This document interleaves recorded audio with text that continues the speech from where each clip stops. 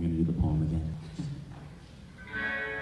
Carefree and unassumingly content, among the godly rays that shone down from the heavens, with the warm breaths of new beginnings and the rolling waves of a green grassy glade, into all of that a little white floaty touched down. It sat on top of the soil for a few days, wondering if this was the time or place to sprout. The world around it was so vibrant already. What could this seed possibly offer? But a few days passed, and slowly the floaty realized that the only thing holding it back was itself, because the grassy forest would be there, no matter what happened to the shy seed. So it burrowed into the ground, and it waited, and waited, and waited some more. Maybe it messed up. All of its fears and inhibitions began their return. It was trapped in cool, wet darkness with no escape.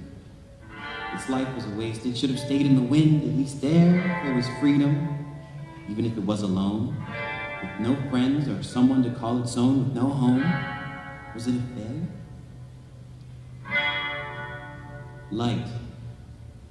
A slight glimmer of light pierced the gloomy darkness that had enveloped the young sprout, and into warm air it stretched its stem.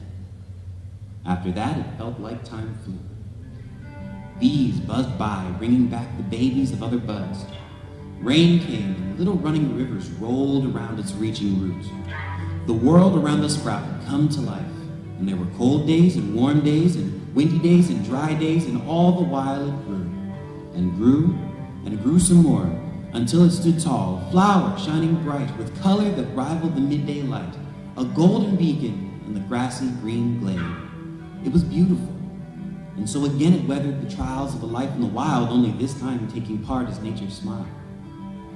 And as time passed and the days grew shorter, as the trees began to shed their foliage in anticipation for their annual hibernation, as the grasses tucked into the ground in preparation for bed, the flower grew spores of its own, and one by one its little petals returned from whence they came, ready to fuel the future of the forest. Everything was set for the flower to let free the next generation of flower children. But it didn't. It kept holding on. You see, these spores weren't just the creation of chance or science. They came from tears and perseverance and joy and fear of the unknown and from love. They were its love. And without them, it was nothing. Everything it had struggled for would be taken. They would be happier with him. Why send them out into a world full of frostbites and parasites and dark nights? Why force them to struggle and fight to survive? There's no happiness in that, right? A cool breeze rustled through the now threadbare floor, and it was reminded of its own beginnings.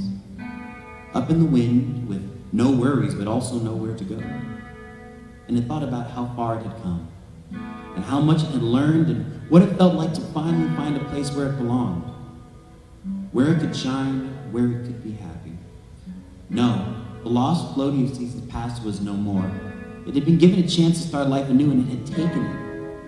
It had been given a chance. It had been given a chance.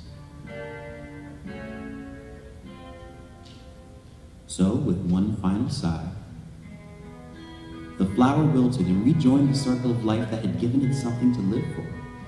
And as for the spores, well, seasons changed once more, and as the warm breezes made their return, and as the cranky critters came out of their hibernations, and as the sun stayed awake for longer and longer, light poured onto a golden, smiling glade.